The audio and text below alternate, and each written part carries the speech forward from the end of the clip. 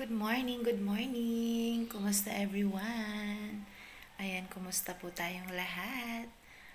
Ano yung ating mga pinagkakaabalahan ngayong umaga?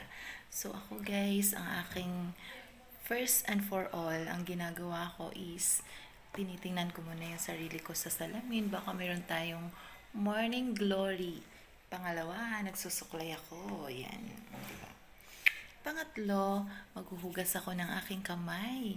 Siyempre, hugas-hugas tayo kasi magpiprepare na tayo ng ating food for breakfast. Ayan. And then after that, pag na-prepare ko na yung food for breakfast, ayan, kung ano-ano pang pwede nating gawin, ginagawa ko na yun, guys. So, naglinis-linis. O, kasi syempre maintain mo lang naman eh. O, dahil malinis naman, so i-maintain mo lang kasi hindi mo pa rin maiwasan na meron pa rin mga dumi-dumi, mga ganyan alikabok. So, yun lang yung lilinisin natin. O, so, yun. Pagkatapos nun, mag-prepare na ako ng ating breakfast. O, since na meron naman tayong kanin na kagabi, so ang ipiprepare na lang natin ang ating ulam. Ayan. So, siyempre, yung, ano pa nga ba yung breakfast? Very light lang, siyempre. Common na sa atin yung mga cold cuts, hotdog, mga etc.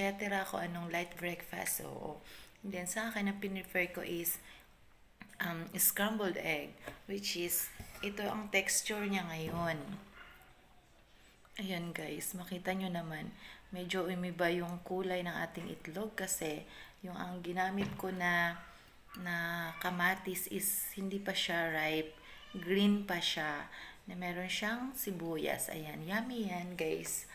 May salt and pepper na yun yung pangpasarap ng ating ulam. Ayan, ganyan lang. O diba, ganyan lang guys. So, yan na. Kain na muna tayo guys. Tikman nga natin kung masarap yung ating niluluto. Harap. Ito lang ako. Ito lang may breakfast ko guys. Solve na to.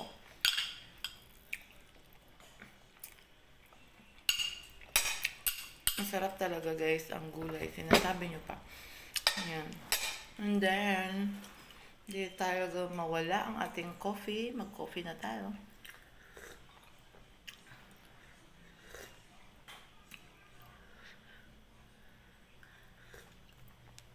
Sarap. Ito lang muna sa ngayon ang aking may update sa inyo guys.